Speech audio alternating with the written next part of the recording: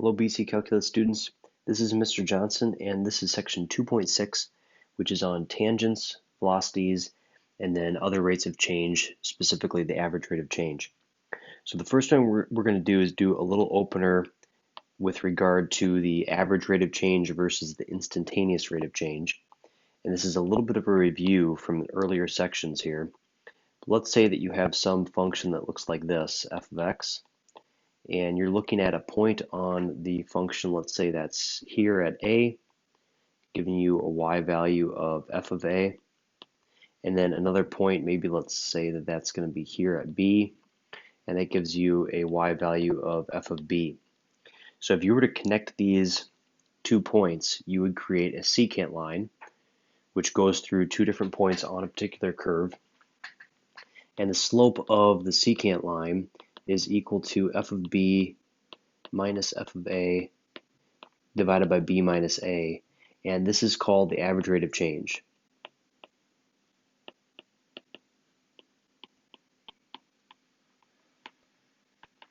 It's a real common calculation in calculus, especially when we have a table of values and we don't have a specific function model. If you were to look at just the point, let's say x is equal to a, and you were to draw a tangent line there, that type of line has an instantaneous slope instead of an average rate of change.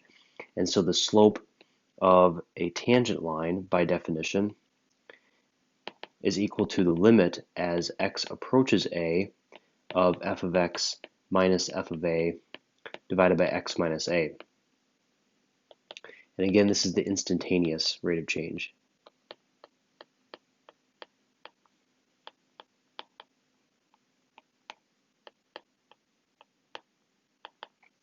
Last year we developed it this way, and then we simply just call this instantaneous rate of change the derivative of f.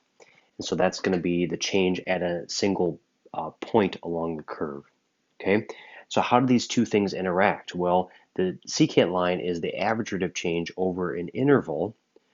However, as that interval gets smaller and smaller and smaller, and as these 2 points along the secant line, as these 2 points get closer together, they end up forming the tangent line. And that's the idea, and that's how we developed the tangent line, as well as the derivative, the instantaneous rate of change last year. So what are some of the other forms of slope? Well, you can see that we have 2 different forms that I just wrote. The one in black is the average rate of change. That's the slope of the secant line. You may also, remember from way back when you first learned slope, y2 minus y1 over x2 minus x1. That's sort of the generic idea of the slope between any 2 points. In the green here, remember I have the limit definition of a derivative. Well, there's another definition for the derivative that we also used last year a lot, and that was the limit as h goes to 0 of f of x plus h minus f of x all divided by h. So that's another form of slope. And there can be others as well, but in our class, this is primarily what we're focused on with regard to slope. So how do we find, with the context of particle motion, the average velocity? Well, let's say that we're given the information that the position is, let's say, s of t. So we're just naming it something here. So if your position is s of t, then your average velocity between, let's say, a and b is going to be s of b minus s of a divided by b minus a. And what you'll notice is that it's simply just the secant line between a and b on the graph of position. That's going to give you your average velocity. The instantaneous velocity is going to be the position function prime, so it's going to be the derivative of position. Let's say that it's at a particular point A. So that's going to be instantaneous velocity at a value A.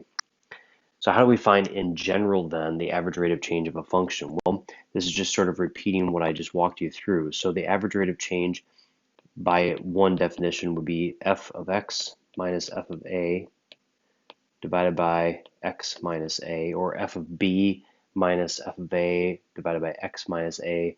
You can put in any dummy variables you want. The instantaneous rate of change of the function, well, that's when we take the limit as x approaches a of this average rate of change, and we get f prime. So what's the big difference? Well, I've already mentioned this, but I'll just write it down for you. So the big difference between average rate of change and instantaneous rate of change is that if you're looking at average change, it's between 2 points.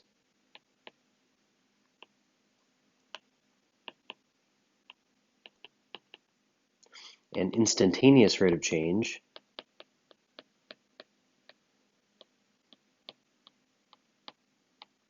occurs at 1 point. Now remember, as average rate of change, as you look at the interval, as that interval gets smaller and closer to one value, that then approaches instantaneous change. Okay, let's move on to the next page. All right, let's do a few examples here. So the first, and again, the whole idea here is the connection between instantaneous change and average change. So in this case, we have a tangent line to the graph of f at 1, 7. And this particular tangent line also goes to the point -2, 2. So if we have, let's say, let's do the point 1, 7, which is, let's say, here. And then we have the point -2, 2, which, let's say that's, we'll try to keep it sort of to scale, but that's going to be here. So -2, -2. Then we have this set of points forms a line. Okay. Now, the only point that is on the function f is 1, 7. So let's say that I don't know. Let's say that the function f looks something like that, because again, that black line is a tangent line to the graph of f of x, so that slope is going to try to kind of line up there, okay? And so our question is, what is f prime of 1? So what we're really being asked here is the instantaneous rate of change when x is 1.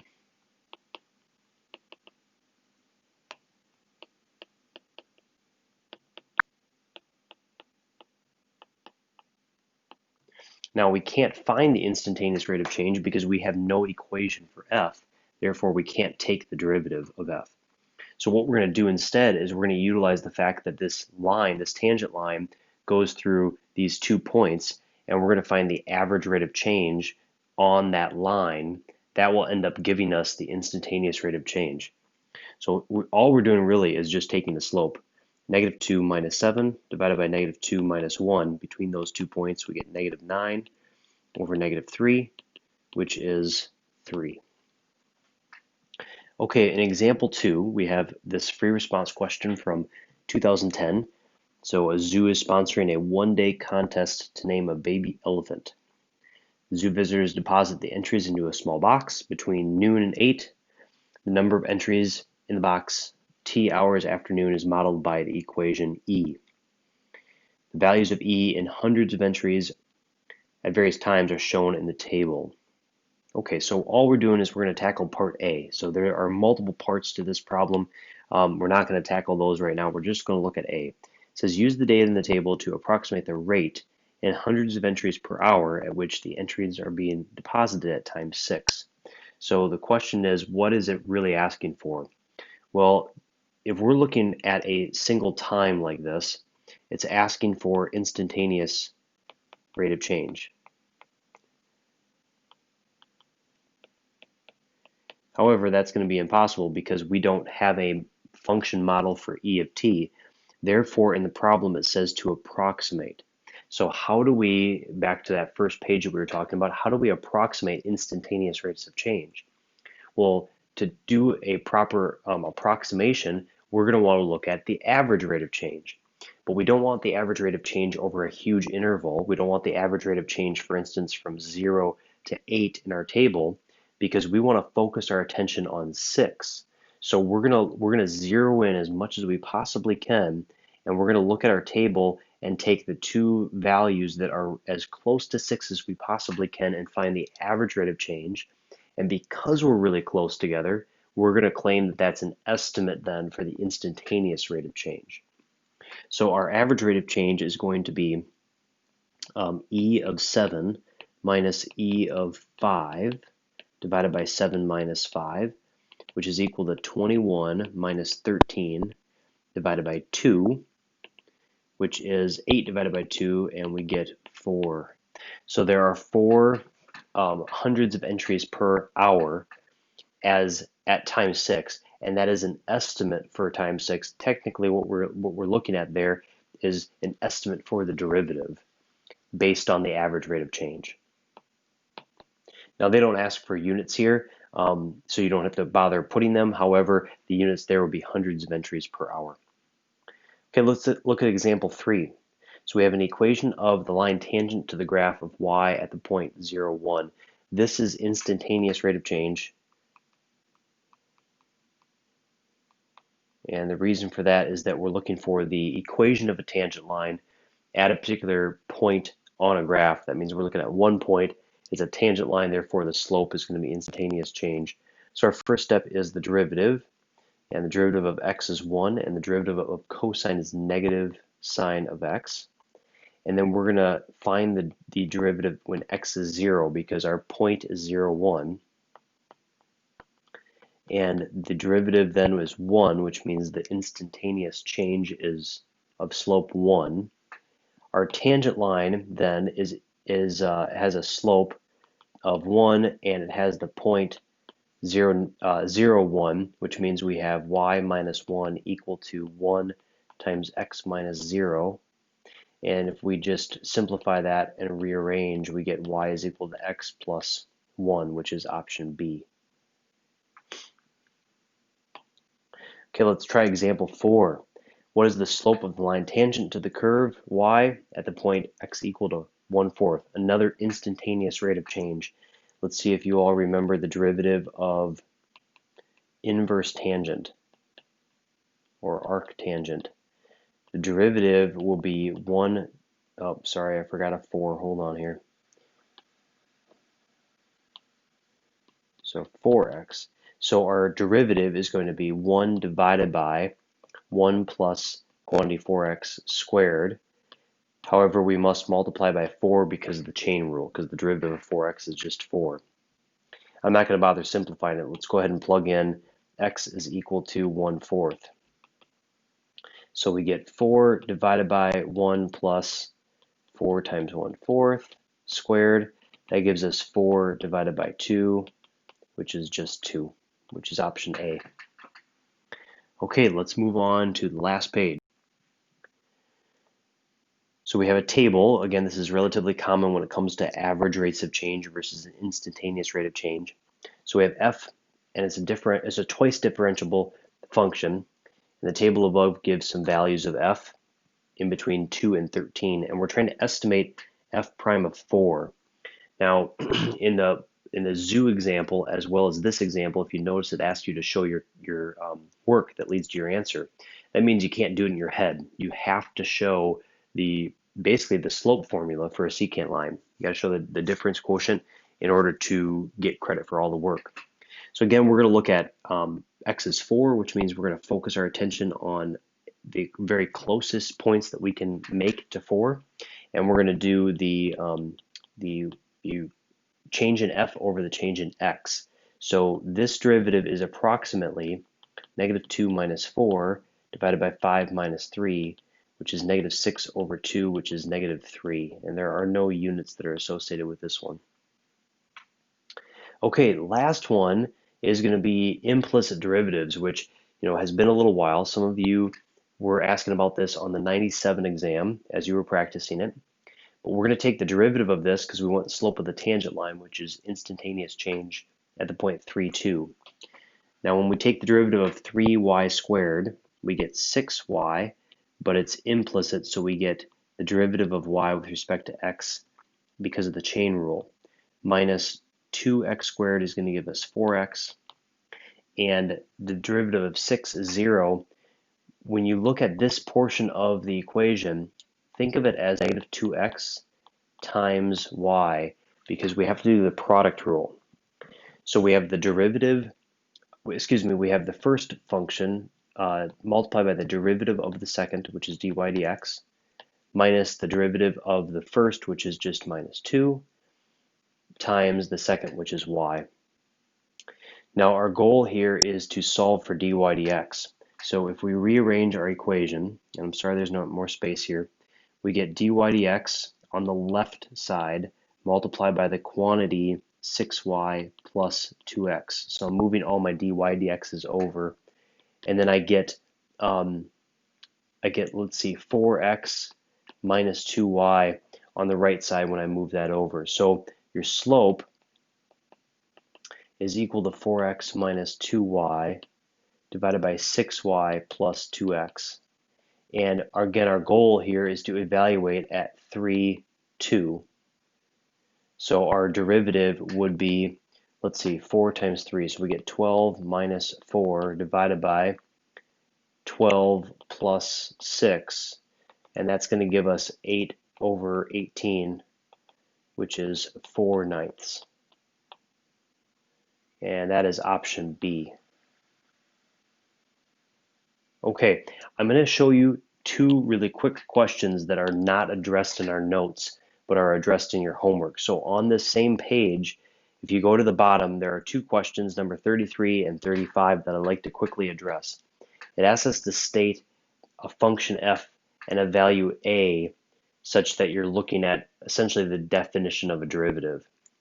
Now remember, with this first one with 33, you're looking at the limit as h goes to 0 of f of x plus h minus f of x divided by h. And I mentioned this one in the notes on the first page there. This, by definition, is f prime of x. Now, if you try to map the behavior of the definition to this particular function, or this particular limit, you can see that 1 is taking the place of the x value in a notation, which means we're evaluating this at 1, but not only that, it's the function itself is the input to the power of 10. So what we're dealing with then for number 33 is a f of x equal to x to the 10th and an x value, or they call it an a value, is equal to 1.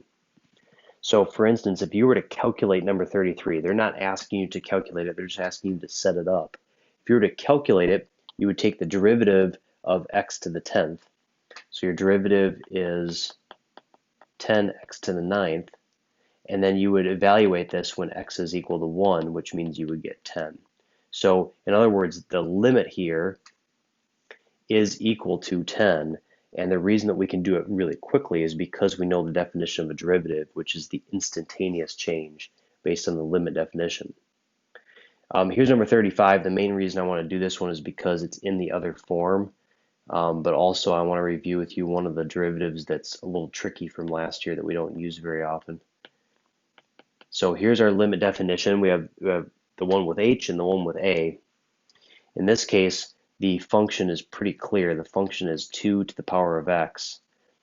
The x value in this case is going to be 5, because if we look at 32, for instance, 2 to the 5th is 32. We also can see that that value is down here. And so yes, it's x is equal to 5. You could call it, the a value. Doesn't matter to me, that's fine. Okay, now the derivative here is one that we teach you in AB, but it's not as common, certainly. The derivative is 2 to the x multiplied by ln of 2. And we're going to evaluate this at 5, so we get 2 to the 5th, which is 32, and we get ln of 2. And again, they're not asking you in this problem to calculate the derivative. I just think it's good information because we do know it and it's good review. They're asking more specifically for the function and the x value, and that's what we found here and here. So we have that down as well. Okay, that's section 2.6. Go ahead and plug away at some of the practice, and thank you.